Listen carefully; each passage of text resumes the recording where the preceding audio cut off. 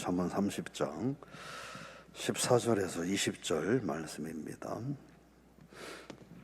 잠언 30장 14절에서 20절 말씀 우리 같이 함께 읽겠습니다. 앞니는 장검 같고 어금니는 군도 같아서 가난한 자를 땅에서 삼키며 궁핍한 자를 사람 중에서 삼키는 무리가 있느니라. 겉머리에게는 두 딸이 있어 다오다오 하느니라. 족한 줄을 알지 못하여 족하다 하지 아니하는 것 서너시 있나니 곧 스흘과 아이 베지 못하는 태와 물로 채울 수 없는 땅과 족하다 하지 아니하는 불이니라.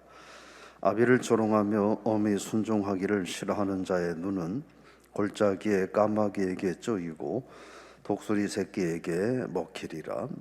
내가 심히 기히 여기고도 깨닫지 못하는 것 서너시 있나니 곧 공중에 날아다니는 독수리의 자취와 반석이로 기어다니는 뱀의 자취와 바다로 지나다니는 배의 자취와 남자가 여자와 함께한 자취며 음녀의 자취도 그러하니라. 그가 먹고 그의 입을 씻음같이 말하기를 내가 악을 행하지 아니하였다 하느니라. 아멘. 할렐루야. 5월 어느덧 5월이 되었네요. 근데 5월인데도 아침에 나름 쌀쌀하고 건강 잘 챙기실 수 있기를 바랍니다. 오늘 우리가 주일날 이렇게 월상 예배한 건 꽤 오랜만인 것 같아요. 5월 한 달도 하나님 은총에 함께 하시기를 축복하며 오늘 본문의 말씀 가지고 한계를 인정하는 삶, 이런 제목으로 함께 말씀을 나눠보고자 합니다.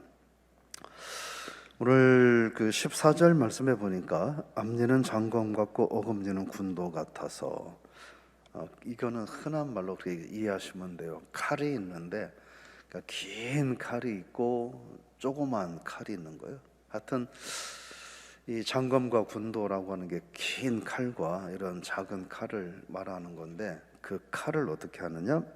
마구 휘두른다라고 하는 거예요. 이건 무엇을 말하냐면 악하고 교만한 사람들이 연약한 사람들을 괴롭히고 착취하고 못살게 구는 악한 행위를 말합니다. 근데 이렇게 연약한 자들을 괴롭히고 못살게 구는 사람들을 약탈자, 칼을 든 폭군 또는 약탈자와 같은 맹수와 같은 사람들로 말을 하는 거죠. 그만큼 이 연약한 자들을 해하고 약탈하고 괴롭히는 자들은 그만큼 완악하다는 말을 하는 거고, 그래서 하나님께서는 그들을 그만큼 완악하기에 하나님이 그들을 결코 그냥 놔둘 수 없다, 반드시 심판한다 하는 말씀을 하는 거죠. 저분들이 5월 한 달을 살아가면서 세상에는 여러 종류의 사람들이 있지 않겠습니까? 나보다 훨씬 더 강하고 대단한 사람들도 있고 나와 비슷한 사람들도 있고 나도 연약하지만 나보다 좀 더 연약한 사람들도 있고, 그래서 우리가 그렇게 연약한 이들을 돕고 배려하고 또 격려하고 축복하며 사는 그런 5월 한 달이 될 수 있기를 부탁을 드리고 축복합니다. 15절 말씀 같이 읽어볼까요? 거머리에게는 두 딸이 있어 다오다오 하느니라. 족한 줄을 알지 못하여 족하다 하지 아니하는 것 서너시 있나니. 이 말씀은 끝없는 욕망이 얼마나 위험한가 하는 걸 말을 하고 있습니다. 끝없는 탐욕이 얼마나 위험한가. 그래서 이 거머리라고 하는 단어가 여기에 등장을 합니다. 거머리가 뭘까? 여러분 혹시 그 거머리한테 물려보셨습니까? 저는 거머리한테 많이 물려봤어요. 시골에서 모내기 할 때 논에 들어가서 이렇게 바지를 걷고 논에 들어가서 이렇게 모내기를 하고 또 모를 날라주고 또 못줄을 잡고 이렇게 하면 어느덧 장단지에 한 두세 마리 거머리가 찰싹 달라붙어 있습니다.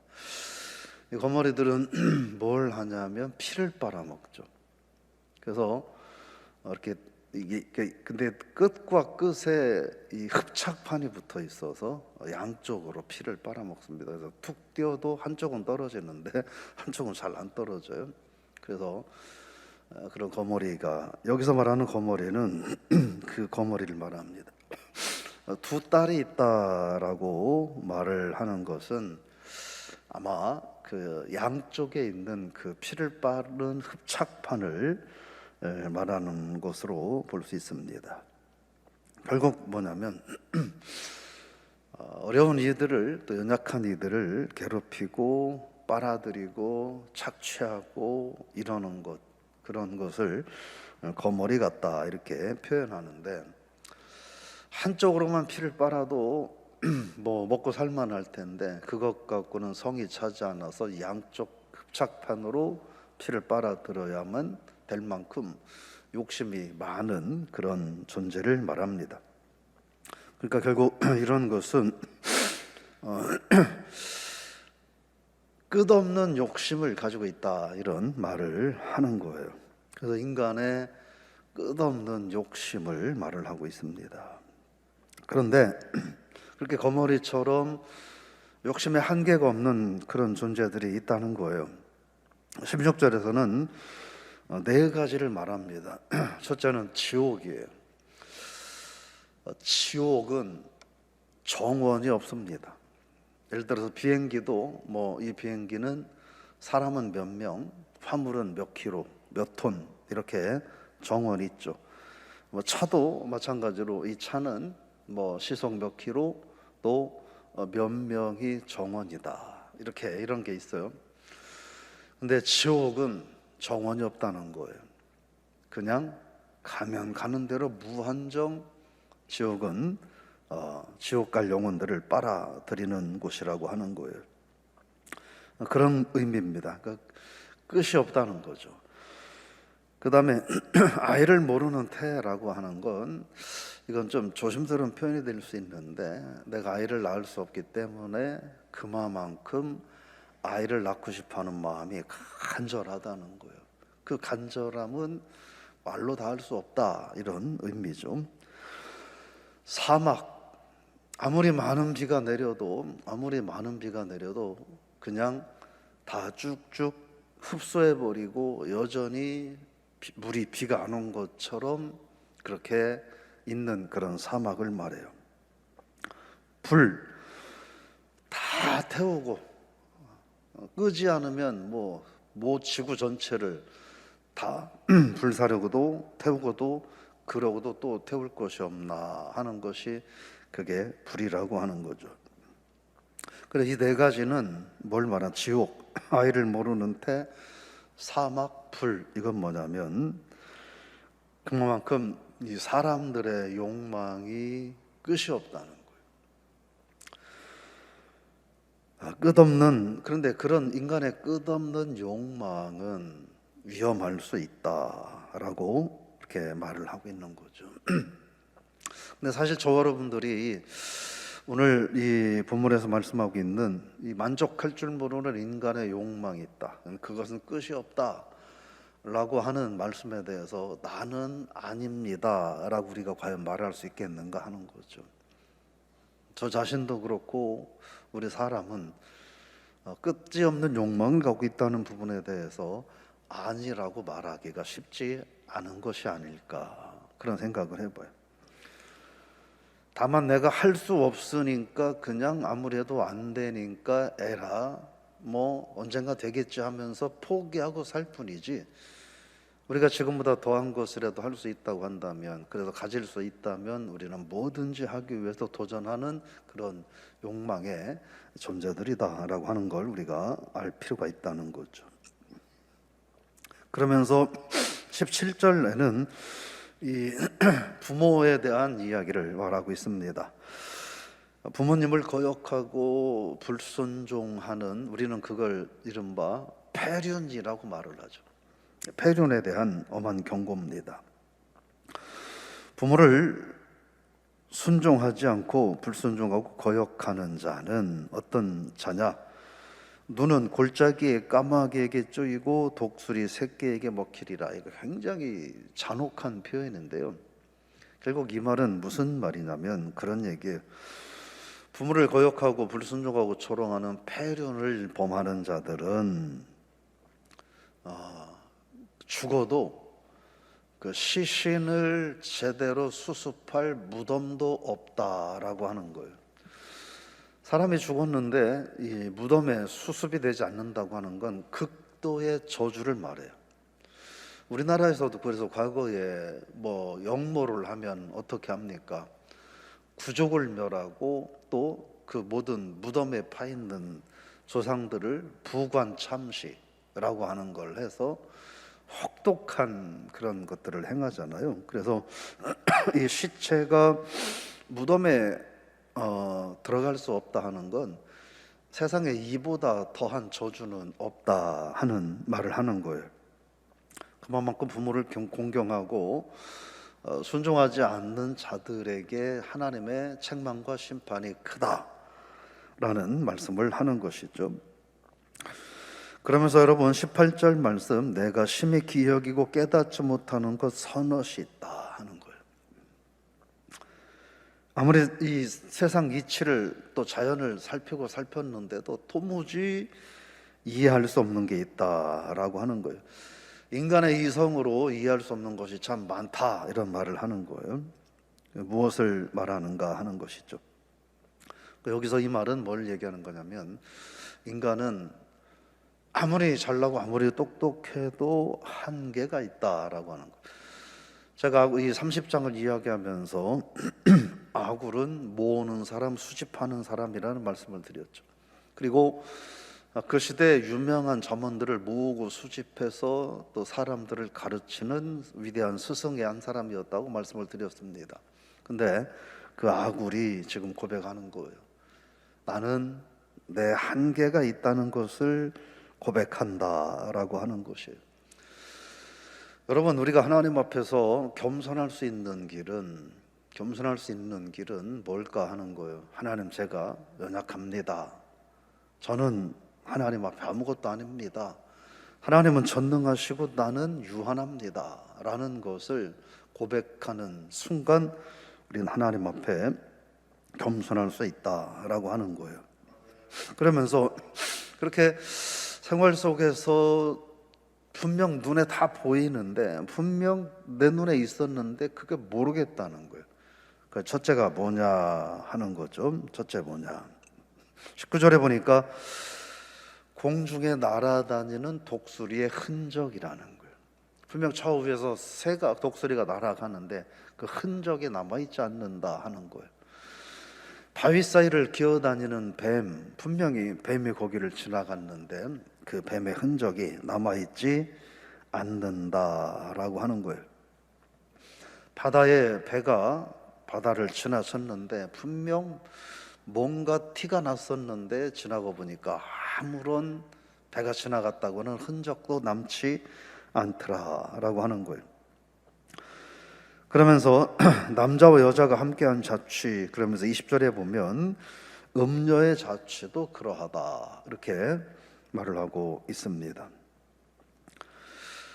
인간의 한계는 눈에 분명 보이고 내 눈에서 일어났었던 일들조차도 다 알 수 없는 게 우리 인간의 연약함이고 한계라라고 말을 하는 거예요.